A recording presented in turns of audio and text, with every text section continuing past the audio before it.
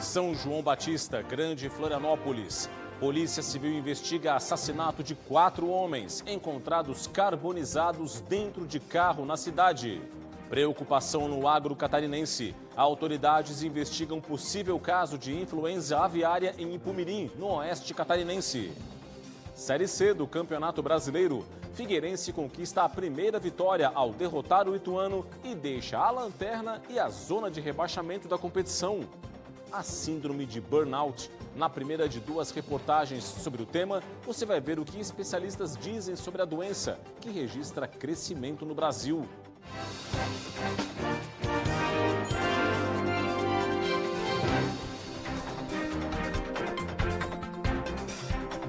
Olá, uma boa noite e uma excelente semana para você.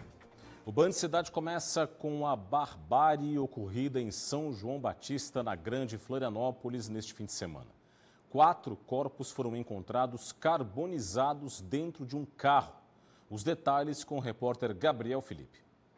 O Corpo de Bombeiros foi acionado na noite do último sábado, dia 17, para combater o fogo em um veículo no bairro Timbezinho, em São João Batista, na Grande Florianópolis. Vizinhos que acionaram a guarnição relataram gritos na região antes do início do incêndio.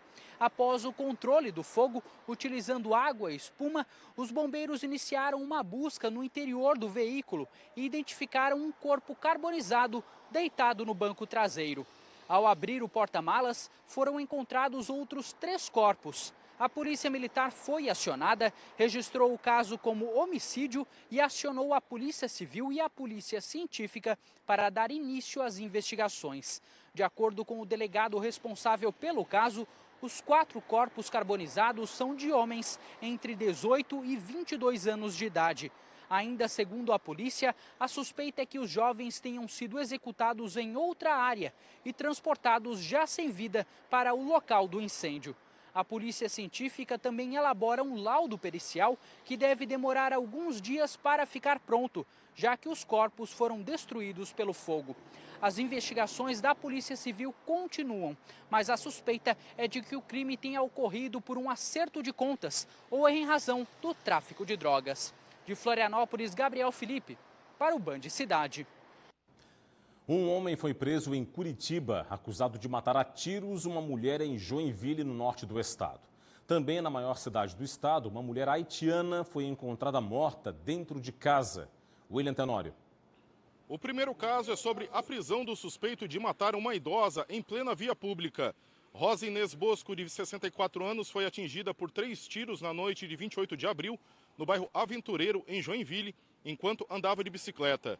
O criminoso, que já possuía passagens por ameaça com arma de fogo e pedofilia, era inquilino de Rosa, e a motivação do crime seria atrasos de aluguéis que a vítima teria cobrado. Após o crime, o criminoso fugiu, mas através de um trabalho de investigação da Polícia Civil, ele foi preso no último domingo em Curitiba, no Paraná. Já o segundo caso é sobre a investigação acerca da morte da haitiana San Eltamar Silvain, de 28 anos de idade. A mulher foi encontrada morta dentro de uma casa na zona sul de Joinville, após a filha dela, de apenas 3 anos de idade, ir até um posto de combustíveis e tentar comprar um pacote de biscoitos. Uma funcionária do posto conversou com a criança, que revelou que a mamãe estava em casa machucada e não acordava. A polícia foi acionada e encontrou a mulher já morta. Dados preliminares apontam que a mulher foi encontrada com marcas de agressão. No ano passado, a mulher registrou um boletim de ocorrência contra o ex-marido por violência doméstica, mas a Polícia Civil disse que somente o laudo da Polícia Científica vai apontar se ela foi assassinada ou morreu de causas naturais. Já a criança foi levada para um abrigo pelo Conselho Tutelar. William Tenório, de Joinville, para o Band Cidade. E um dos mais tradicionais clubes de remo de Florianópolis foi invadido por criminosos na madrugada desta segunda-feira. Os envolvidos seguem foragidos. O assalto ocorreu no Clube Náutico Riachuelo. Um homem invadiu o local durante a madrugada desta segunda-feira, ameaçou o pai de uma aluna com uma faca e promoveu um vandalismo no clube. O assaltante desligou câmeras de segurança do clube e desativou a energia elétrica. Depois de vandalizar o local, o criminoso levou itens como televisão, notebook e agasalhos. O prejuízo passa dos R$80 mil. A Polícia Militar fez rondas pela região, mas o homem segue foragido. 2 pessoas morreram em um grave acidente na BR-282 em Pinhalzinho, no oeste do estado. Franklin Chapo e Flávia Cristina Stein, os dois com 31 anos de idade, estavam em um carro que bateu de frente em outro veículo com placas de Chapecó. O acidente ocorreu por volta das 6 horas da noite de sábado. Franklin morreu no local da batida. Flávia chegou a ser levada com vida para o hospital, mas não resistiu aos ferimentos. Os 3 ocupantes do segundo carro, um homem de 34 anos, uma mulher de 38 e uma criança de 8 anos de idade, foram levados em estado grave para o hospital. As vítimas fatais iam para um jogo de futsal em Pinhalzinho. A Federação Catarinense de Futsal divulgou uma nota de pesar pela tragédia. Já na BR-470, em Campos Novos, no meio-oeste catarinense, 2 pessoas morreram em um grave acidente na manhã desta segunda-feira. A batida ocorreu por volta das 7 horas da manhã, próximo ao trevo de acesso à localidade de Ibicuí. Um carro e um ônibus bateram de frente. Um adolescente de 15 anos de idade que dirigia o carro e uma mulher de 64 anos ficaram presos às ferragens e morreram no local do acidente. Uma terceira ocupante do veículo, de 33 anos de idade, conseguiu sair do carro sozinha e sem ferimentos. O motorista, de 44 anos de idade, do ônibus, e os 25 passageiros do coletivo não se feriram. E a seguir aqui no Band Cidade, coalizão de centro-direita vence eleições em Portugal e partido contrário aos imigrantes registra crescimento. Daqui a pouco as informações. E veja também, autoridades investigam caso de influenza aviária em cidade do oeste catarinense. Os detalhes na volta após o intervalo. Até já.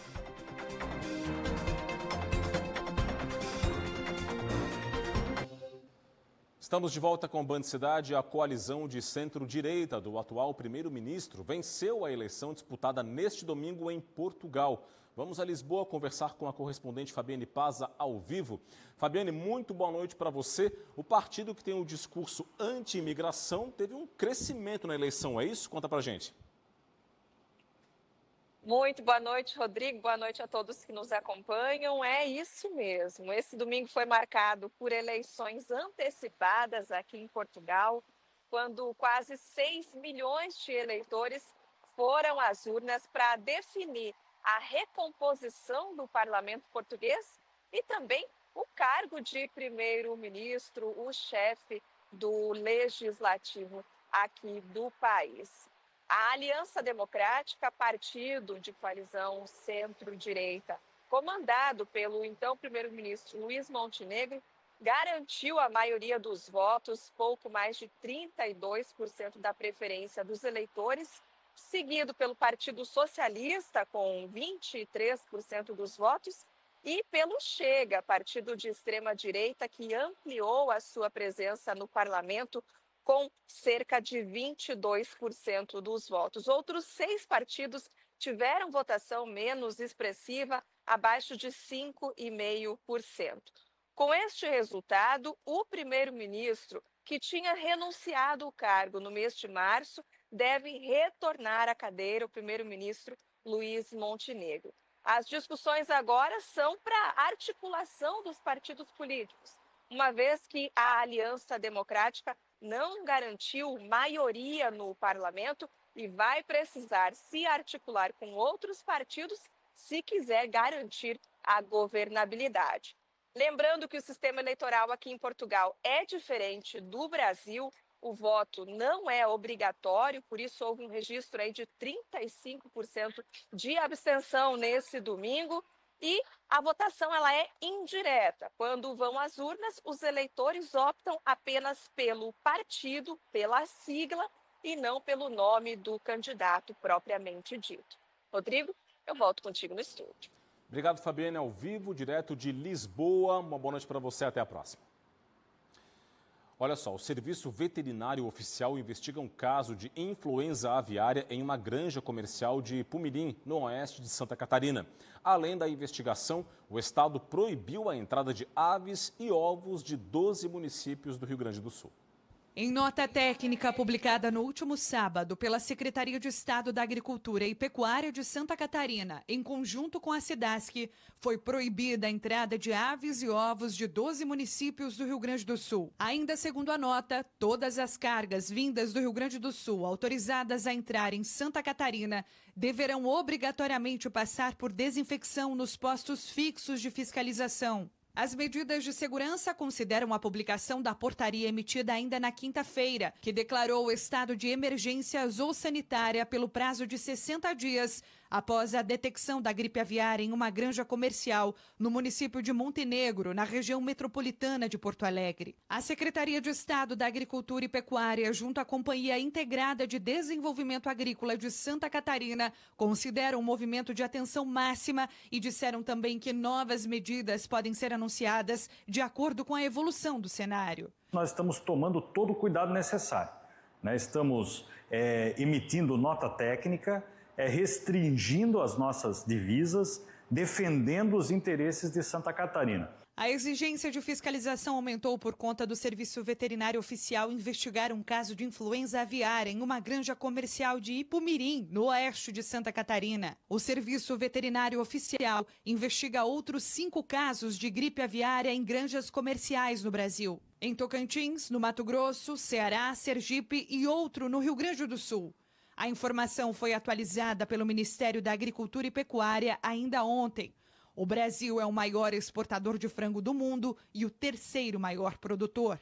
A exportação de frango do Brasil para uma série de países segue suspensa. A Defesa Civil catarinense promoveu ontem o maior simulado de resposta a desastres naturais já feito no país. Pela primeira vez, um sistema de envio simultâneo de mensagens de emergência foi disparado em todo o estado. O aviso nos celulares marcou o início oficial do simulado. Rapidamente, equipes da Defesa Civil Municipal, bombeiros, policiais militares, agentes de saúde, voluntários, iniciaram os protocolos de evacuação de áreas de risco e ativação de abrigos temporários.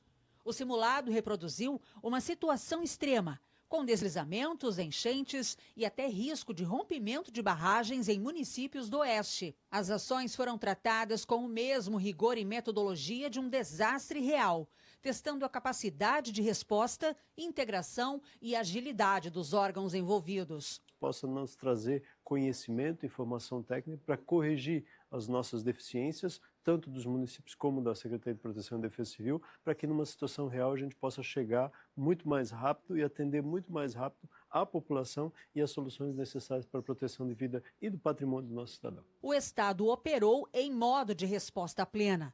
Foram realizadas reuniões setoriais, regionais e mesorregionais com a missão de avaliar danos, definir prioridades e redirecionar recursos. À tarde, o governador Jorginho Melo se juntou ao Comando Unificado para acompanhar o encerramento da operação. O simulado terminou com a consolidação dos dados e a emissão de um relatório preliminar com os principais aprendizados, pontos de atenção e sugestões de aprimoramento. Testar as nossas capacidades é importante para saber até onde nós podemos chegar quando a situação ocorrer, especialmente para conseguir identificar falhas de forma antecipada. O governador Jorginho Melo confirmou hoje que a reitora da Universidade do Extremo Sul Catarinense, a Unesc, e presidente da ACAF, que é a associação que reúne as fundações educacionais do Estado, a Luciane Sereta, é a nova secretária estadual de Educação. A reitora substitui Aristides Simadon, que deixou o cargo por problemas de saúde. A nova titular da pasta da Educação vai se licenciar, tanto da reitoria da Unesc quanto da presidência da ACAF. A posse deve ocorrer nos próximos dias. E a Prefeitura de Florianópolis assinou na manhã desta segunda-feira um convênio de R$ 159 milhões para iniciar as obras do BRT. Um dos destaques do projeto é a Avenida Mauro Ramos, no centro, que vai ganhar mais de 2,5 km de faixas exclusivas. A via vai ser totalmente requalificada para priorizar o transporte coletivo e garantir mais agilidade no deslocamento diário. Outro trecho importante é o que liga o terminal de integração da Trindade ao bairro Saco dos Limões. São 5 quilômetros com novas estações e abrigos, nos quais o BRT vai circular com prioridade para melhorar a conexão entre bairros estratégicos da cidade. O convênio é parte do programa Programa de Aceleração do Crescimento do Governo Federal e o prazo para execução das obras é de 3 anos. Antes disso, o projeto ainda vai passar por revisão, análise da Caixa e processo licitatório. A seguir, o esporte, com destaque para a primeira vitória do Figueirense na Série C do Campeonato Brasileiro. Daqui a pouco os detalhes. E veja também uma reportagem especial sobre a síndrome de burnout, que tem crescido no Brasil e preocupado os especialistas. Os detalhes após o intervalo. Eu volto já já.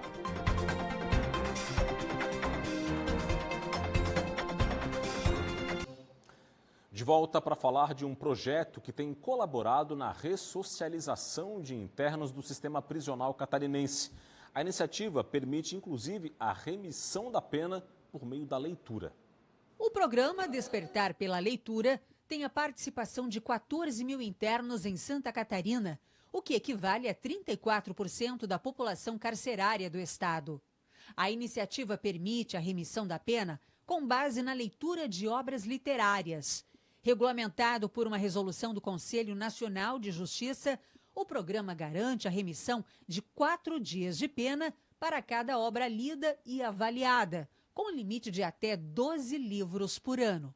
Aqui na unidade, especialmente, é um projeto vitorioso, porque o estudo, juntamente com a remissão por leitura, propicia a ida antecipada para muitas pessoas, além do descortinar, do despertar do conhecimento e do apreço pela cultura, pelo livro e pelo estudo. Em Santa Catarina, os internos participantes vão além da leitura e escrevem uma resenha da obra sob orientação de professores contratados pela Secretaria Estadual de Educação. Ele leva esse livro para o alojamento e daí 21 dias ele volta para fazer a resenha do livro que ele leu.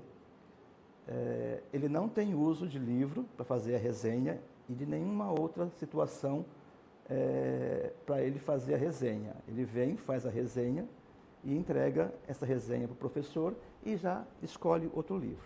O acesso ao acervo é livre, de acordo com a legislação federal, e a diversidade de obras é assegurada por meio de doações da sociedade civil, de familiares e entidades parceiras.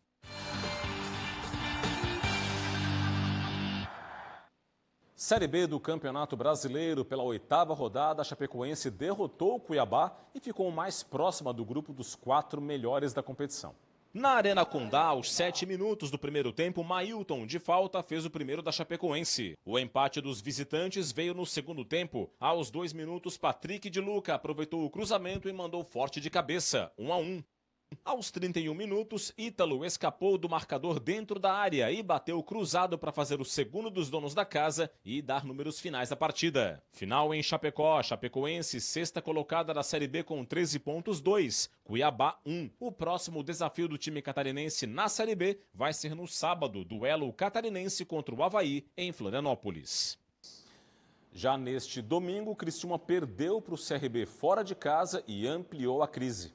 No estádio Rei Pelé, o gol da vitória dos donos da casa saiu aos 11 minutos do segundo tempo. Após cruzamento, a bola ficou viva dentro da área do Criciúma. O zagueiro Marcelo Benevenuto tentou afastar, mas mandou para as próprias redes. Gol contra. E foi só. Final em Maceió, CRB 1, Criciúma, 16º colocado da Série B com 6 pontos, 0. Se o Volta Redonda derrotar o Amazonas na noite desta segunda-feira, o Criciúma termina a rodada dentro da zona do rebaixamento. O time catarinense só volta a campo pela Série B na próxima segunda-feira para enfrentar o Coritiba no estádio Heriberto Wilson. Só que nesta quinta-feira o Criciúma tem jogo de volta contra o Red Bull Bragantino, que vale vaga nas oitavas de final da Copa do Brasil. A partida vai ser em Bragança Paulista, em São Paulo. Agora, a Série C do Campeonato Brasileiro, pela 6ª rodada da primeira fase, o Brusque goleou a Ponte Preta fora de casa. No estádio Moisés Lucarelli, o Brusque abriu o placar no finzinho do primeiro tempo. Aos 46 minutos, Biel, de pênalti, fez o primeiro dos visitantes. Aos 8 minutos do segundo tempo, Alex Juan cruzou para a área e Tomás, de cabeça, fez Brusque 2-0. Aos 17 minutos, Elvis cobrou escanteio para a área e Wanderson desviou de cabeça para fazer o gol da Ponte Preta. Aos 32, Tomás recebeu na entrada da área e acertou esse chute no canto esquerdo do goleiro. Brusque 3-1. DG arrancou pelo meio e acionou João Veras dentro da área, que bateu rasteiro para fazer o quarto e fechar o placar. Final em Campinas, Ponte Preta 1, Brusque, terceiro colocado da Série C com 11 pontos, 4. O time catarinense volta a campo somente na próxima segunda-feira para enfrentar o São Bernardo no estádio Augusto Bauer. Em Florianópolis, o Figueirense conseguiu a primeira vitória na Série C ao derrotar o Ituano. No estádio Orlando Scarpelli, aos 19 minutos do primeiro tempo, cobrança de escanteio de Felipe Augusto para a área. Nicolas chegou sozinho e mandou para as redes. Figueirense 1-0. Aos 45 minutos do segundo tempo, o Reifit fez jogada pela direita de ataque e achou Renan, que mandou forte e alto para fazer o segundo e fechar o placar. Final em Florianópolis, Figueirense 2, Ituano 0. Com a primeira vitória na Série C, o time catarinense deixou a lanterna e também a zona de rebaixamento da Série C. O Figueirense ocupa agora a 16ª posição com 5 pontos. Esse é o Figueirense que a gente quer. É esse o Figueirense que o torcedor quer, esse é o torcedor que a gente quer também, feliz, mas mais do que nada a entrega dos atletas. Esse grupo nunca deixou de lutar, nunca deixou de trabalhar, é uma vitória merecida para esses atletas. O Figueirense só volta a campo na próxima segunda-feira para enfrentar o Guarani em Campinas, interior de São Paulo. Mudamos de assunto para falar da síndrome de burnout, que tem crescido de forma considerável em todo o Brasil. Você vai ver agora uma série especial de 2 reportagens sobre esse assunto, que tem preocupado cada vez mais os especialistas. Acompanhe. No momento em que eu senti que não estava legal, primeiro eu me senti, o meu físico parecia que não estava em mim. Eu queria dormir e não queria acordar. Eu acordava e eu não via a hora de chegar à noite para eu poder dormir de novo. Eu não queria ver pessoas, eu não queria ir mais trabalhar. Esse é o relato da Giane, mas reflete o que muitos já passaram ou estão passando. Hoje ela vive assim, apreciando as belezas da natureza, a tranquilidade, dá valor ao tempo. Adotou esse novo estilo de vida ao deixar para trás a rotina agitada que tinha antes. Ela só parou quando a crise de burnout chegou. De um jeito inesperado, o corpo falou aquilo que a mente não queria escutar. Não era dor de cabeça, tu não tinha dores, não sente dor. Tu sente um desconforto emocional. Tive uma crise imensa de choro, chorei assim sem parar. Giane entra para as estatísticas, se soma aos milhares de brasileiros que lidam todos os dias com problemas de saúde mental. Reflexo de um comportamento que tem se tornado comum. As pessoas estão trocando a relação humana pela relação com a tela do tablet, do computador. As pessoas estão trocando a relação com outras pessoas para se relacionar com máquinas. E isso está adoecendo. Esse adoecer passa por vários fatores, que vai além da tristeza, das preocupações e da correria do dia a dia. Nós estamos falando de adoecimento do nosso organismo, de alterações neuroquímicas do nosso cérebro. E as causas para esse tipo de adoecimento são múltiplas, desde causas como uma tendência genética, até hereditária familiar, de ter esse tipo de problema, de como é que a gente está se posicionando na nossa vida, no mundo, dentro do nosso contexto de trabalho, como é que a gente está cuidando da gente mesmo em termos de estilo de vida, sono, alimentação, exercício físico, como é que a gente está lidando com a nossa espiritualidade. São muitos fatores envolvidos nesse tipo de adoecimento. A desconexão humana, a aceleração, o isolamento social e superexposição às telas e ao universo online mostram que a sociedade vive uma crise silenciosa que vem fazendo vítimas há anos. E agora se tornou um caso de saúde pública que afeta o mercado de trabalho. Assunto da nossa próxima reportagem. Muito bem, você vê agora imagens ao vivo da capital de todos os catarinenses, Florianópolis, na tela, 22 graus e a temperatura em destaque. O trânsito nas pontes que fazem a ligação entre a ilha e o continente, tráfego sempre um pouco mais repleto de veículos na saída da ilha pela ponte Colombo Salles. E esse foi o Band Cidade desta segunda-feira. Para rever o nosso conteúdo é fácil, acesse TVBV Online, o nosso portal, o QR Code está na sua tela. Fique à vontade, fique muito bem informado. Vem aí as notícias do Brasil e do mundo no Jornal da Band. E para você, um forte abraço, muito obrigado pela audiência, uma boa noite e até amanhã. Tchau, tchau.